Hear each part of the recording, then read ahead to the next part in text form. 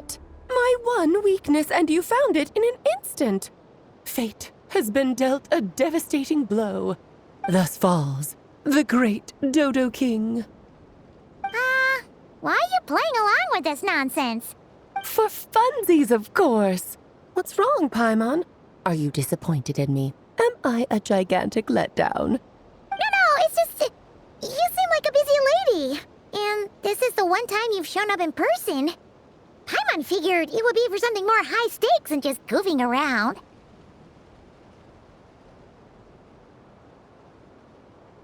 You're quite right. I'm here in Not Cry because something big happened. Something big enough it caught the attention of the Hexen Circle.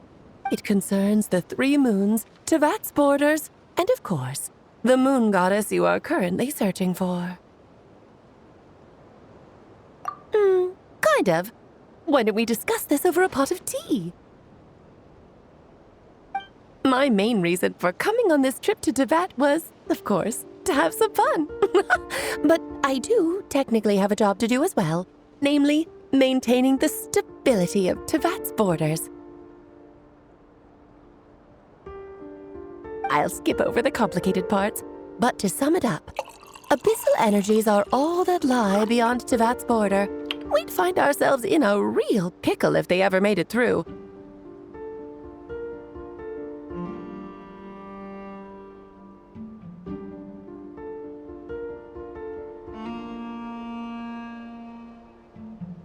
And the phantoms you've been seeing are a sign that the border has been disturbed. No wonder they tend to show up around Moon Prayer Night.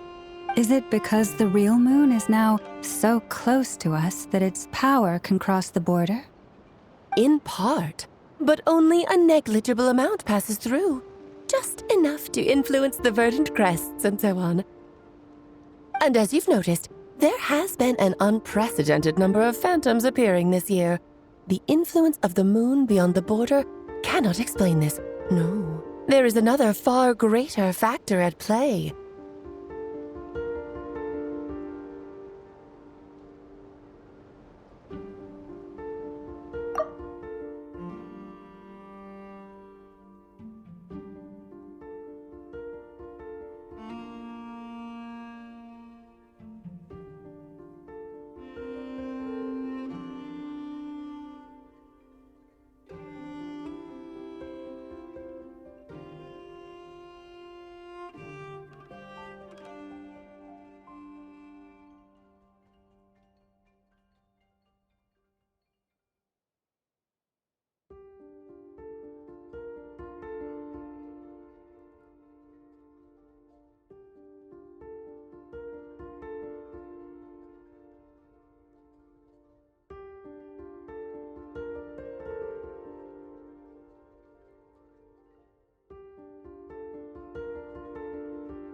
The trilunar syzygy.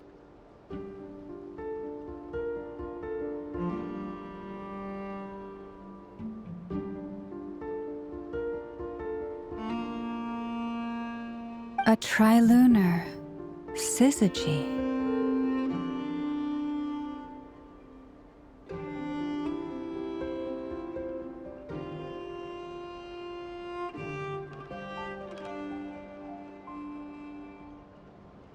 Eons ago, before the heavenly principles came to Tevat, it was the then 3 moon goddesses who controlled the laws of this world. Oh, that's exactly it!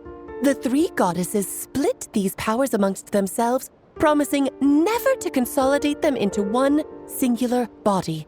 This was meant to keep the world stable.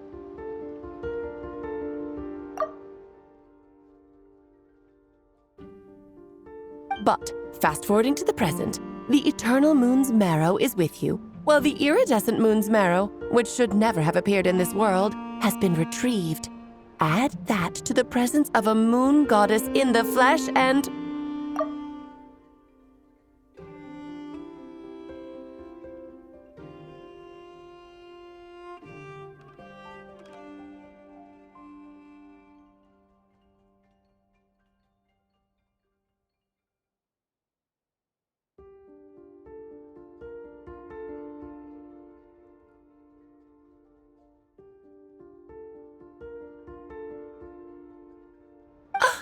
power of all three moons is gathered here in Notcry. There hasn't been an event like this since the War of Funerary Flame.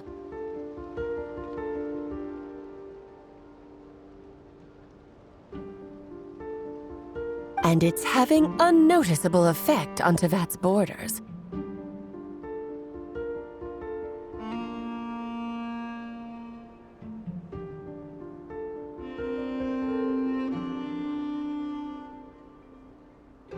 Because I wish to give my darling daughter a peaceful, sunny environment to grow up in. Is that a good enough reason?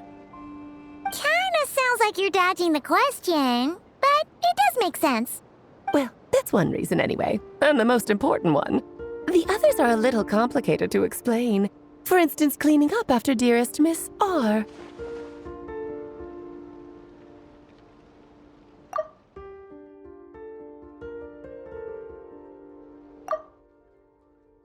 Albedo could tell you more about that if you're curious, but right now, I have a more important question to ask you. Why are you collecting the moon marrows?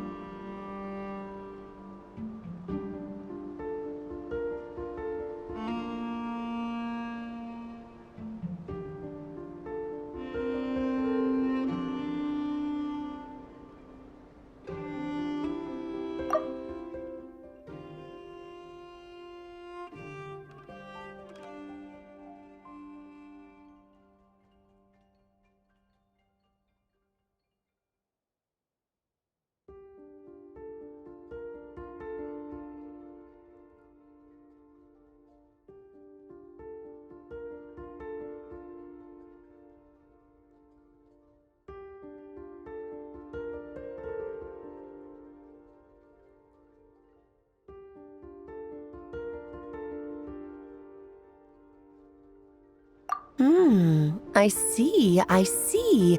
Nicole told me about that legend once.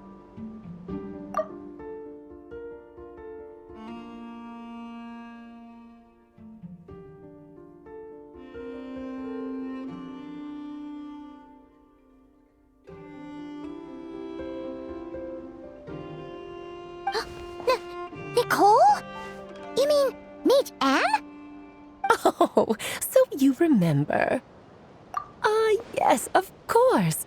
That was a story about fate, her area of expertise. But back to the story of our dear moon goddess. I'm afraid her intended method of returning to the moon is unlikely to work anymore.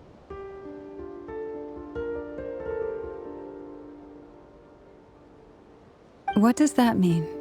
She may be missing, but she hasn't gone anywhere. She has disappeared.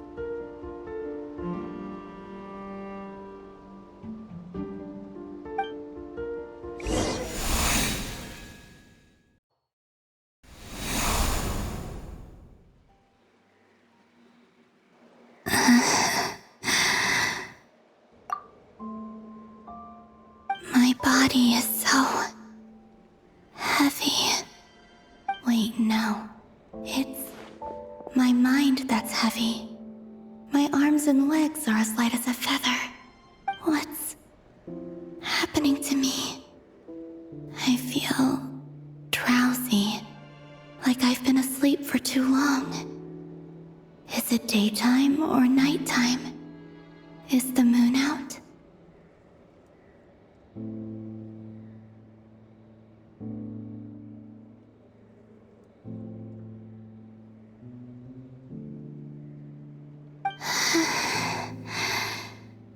I think I'll go for a walk.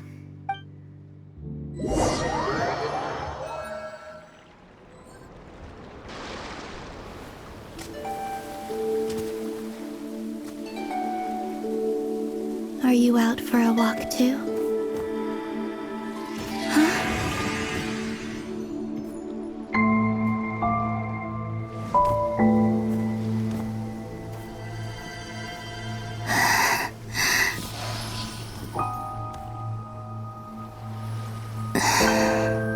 The day has come at last.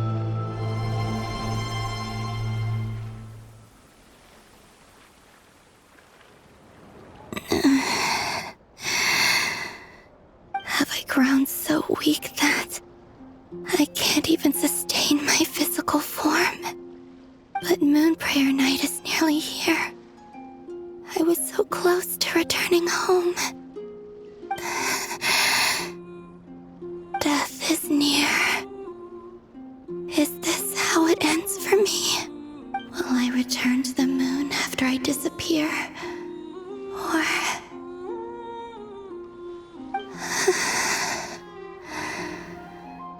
I don't want it to end like this. So far, at least, I still exist. Even if not physically, I can still feel.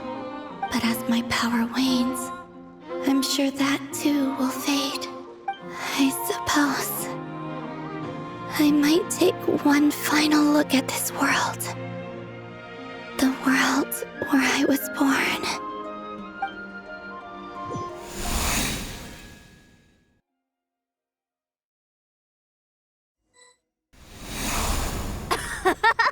Come on! Come on! Wait for me! The Frost Moon Enclave. How much it has changed since I was born. These decorations, they're so heavy. It's times like this when you kind of wish men could be priestesses and acolytes. How fascinating. I've never had the chance to be privy to people's private lives in this way. In the past, people would get so solemn and serious the moment I showed my face, like they were frozen stiff. Karina, Lametti, it's time to eat. Coming!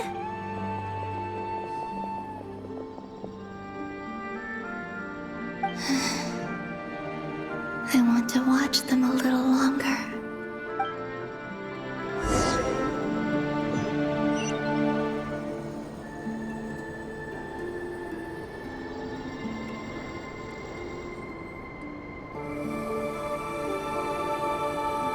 So just fill these balloons with air, right? Yep. Try a couple now to test things out. The rest can wait till Moon Prayer Night.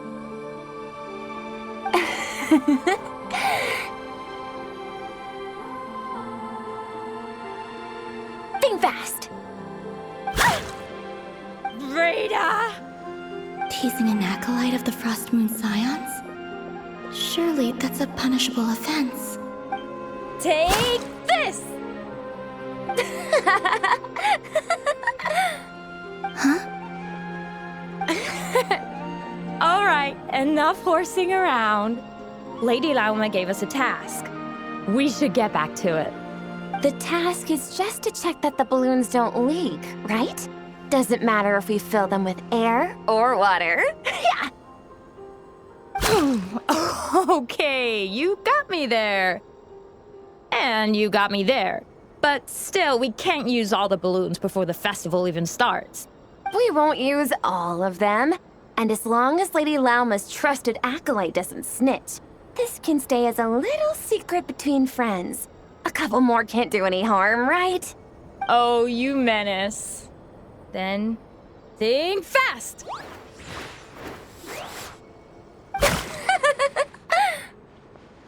Is pumping a balloon full of water really so much fun?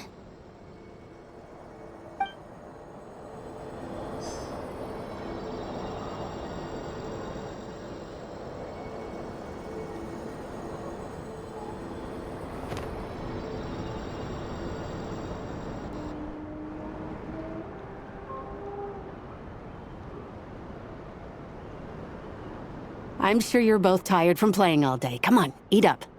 A plain, humble meal. That has always been the way of the Frost Moon Scions. Huh? How come Lametti got a midsummer berry dessert? Oh, I always get lockaberry. I don't mind sharing. You can have a bite of mine if I get to have a bite of yours. They're sharing food? I've never shared food with anyone before. Even at the Harbinger tea parties, everyone just ate off their own plate. And when I couldn't finish my food offerings from the Frost Moon Scions, they'd leave the leftovers out under the moonlight for the animals to claim. Hey! That was 2 bites!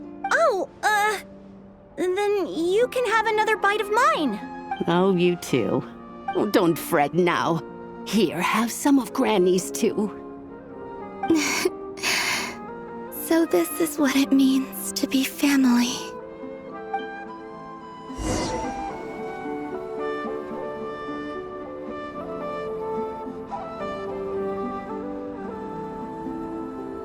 I'm seeing so much that I'd never usually get to see. They'd never act like this when I was around.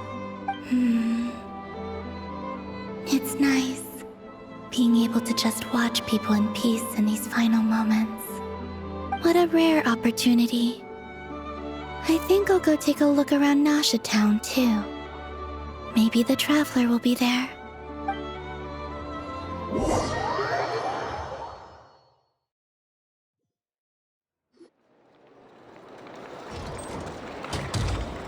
After the War of Funerary Flame, the Moon Goddesses were no longer recognized by Tevat. They lost the whole foundation for their existence. That's why the Moon Goddess's strength is fading. She cannot withstand the world's rejection of her. To be more pedantic about it, the Moon Goddesses did something to offend the heavenly principles, and that's why they were ousted. Something of a recurring theme in Tevat's history. Theoretically, speaking so candidly should put me in their crosshairs too, but they can't tell me what to do. I'll say whatever I want. Anywho, the Moon Marrow energies were but a drop in the bucket for her, and that battle against the Ray Hair of Solnari only weakened her further.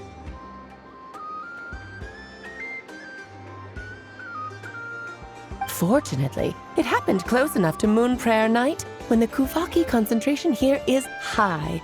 That's the only reason she managed to survive this long. What do you mean, fortunately? You said she disappeared. We're too late. Oh, what a headache. I thought this was all common knowledge. I guess I have some more explaining to do. Okay, buckle up. It's time for another lecture.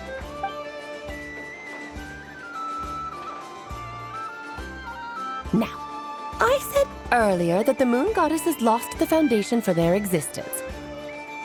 The reason for that has to do with the natural order. Basically, the rationale for their existence in Tevat was lost. The same logic applies to the present Moon Goddess, too. Consider her existence so far. Her comrades in the Fatui called her Damselette. And she was worshipped as Kutar by the Frost Moon Scions. But these connections have now been severed, whether by her hand or yours. So, the rationale that once sustained her existence is now gone. Wait, we did that to her? Oh, well, strictly speaking, yes. But let's not start pointing fingers, shall we? I'll only end up as the big bad villain, and that's not the kind of final boss I want to be. Of course I do. I'm only the greatest mage in the whole entire world. Now, if you wish to find your Moon Goddess, there are 2 problems we need to solve. Firstly, we'll need to strengthen the connection between her and Tevat, at least enough to sustain her until Moon Prayer Night. Strengthen her connection. But does that mean I'll have to rally all the Frost Moon faithful behind this? I'm afraid a bygone faith and a former home won't be of any help to her now. Do you know her name? Her name? Oh, yes. Names are very important things. A name is a fundamental concept that anchors one's entire existence. Then your first job is to find it. As a Moon Goddess, I'm sure she must have a name she identifies with. Neither Columbina nor Kutar is her true name, and she's never really accepted either of them. So, finding out her real name is enough to sustain her existence? Yes, I know it sounds like a small step, but every journey begins that way. So for now, that's all we need to focus on. The second problem is with her plan to use the Moon Marrows to return to the moon. Unfortunately, piercing through the false sky will take an enormous amount of power. Given her current condition, she won't be able to provide anywhere near enough power, even if she recovers her physical form. But no need to fret. Nicole's the expert in this field, and I'm sure she'll figure something out. Wait, Mage N is going to help us out too? That means we've got 2 Hexacircle mages on the case. This is turning into a pretty big deal. Actually, this is more of a side quest for me. Like you said, I'm a busy lady, so I can't stay for too long. I'll have to return to Tibet's border soon. That's the upside you get for looking out for my little Klee. Hopefully that will incentivize you to carry on keeping her company in the future.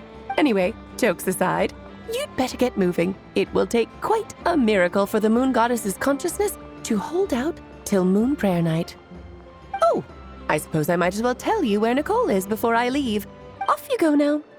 Time to meet your new friend. Oh, yes, and a little suggestion. Don't forget to mind your heads. What? I wonder how Durin's doing. I should really go see him before I head back. You really are super busy. I most certainly am. There's so many children I have to keep tabs on just in Mondstadt. Durin, Albedo, Venti, Varka. Klee didn't make the list, huh? Of course not. Klee is my pride and joy. I have no qualms about her, because she's the best child in the whole wide world. Everything over to Snezhnaya.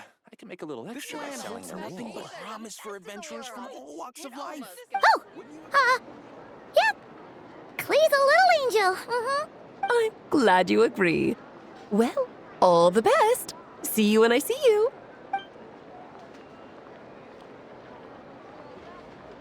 She left in a hurry. Yeah, she didn't pack up her stall. Should we handle it for her? I must say, I'm now very curious about her daughter. Klee, wasn't it? What's she like? That's a long story. Come on, we'll fill you in as we go.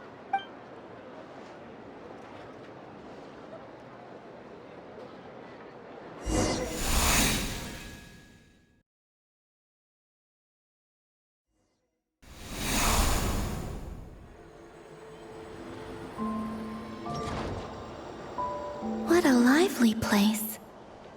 I've never experienced Nasha Town like this before. Hey, you old geezer! Your hammer's rusted through! Who are you calling old geezer? Are they quarreling? I'm looking right at him! You've really gone downhill since giving your daughter free rein in the workshop. Can you even swing a hammer anymore? It shouldn't take you days just to fix a single chair! You might as well use that hammer to massage my back for all the good it's doing. Don't run your mouth, or you'll get a back massage that'll put you in bed for the rest of your life. Look, the materials haven't arrived yet, all right? You know how busy it gets in the days before moon prayer night. I'll bet you send all the materials to your little princess. Blood's always thicker than water, huh? All right, you've made your point, Uncle Koski. As soon as the materials arrive, fixing your chair will be the #1 priority. And Dad, if you've got time to chat, why don't you lend me a hand, See? Lolka knows what the score is. I guess they're friends. But the way they spoke to each other was so ugly. Then again, it wouldn't be the first time I've seen something like this. Columbina! Sing outside my door in the middle of the night one more time, and I'll unscrew your vocal cords. You hear me? Oh, Sandrone. So that was her way of trying to be friends with me. What a pity. I won't get the chance to say any ugly things in reply.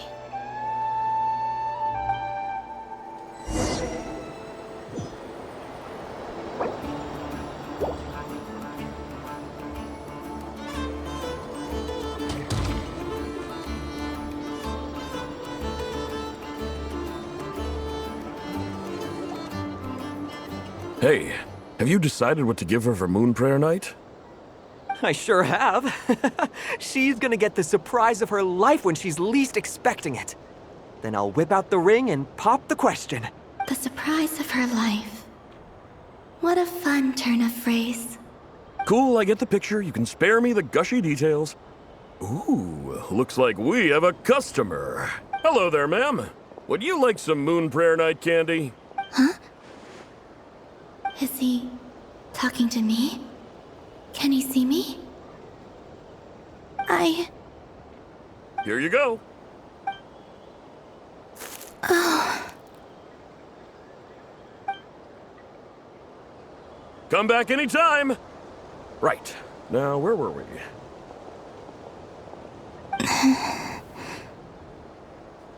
I don't know why, but I still held out hope.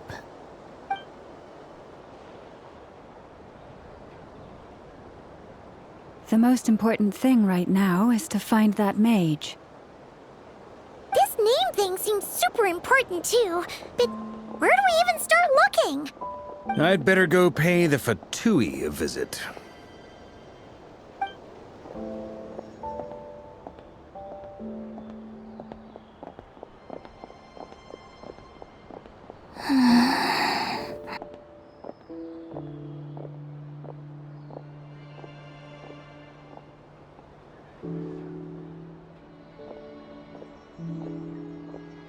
Columbina?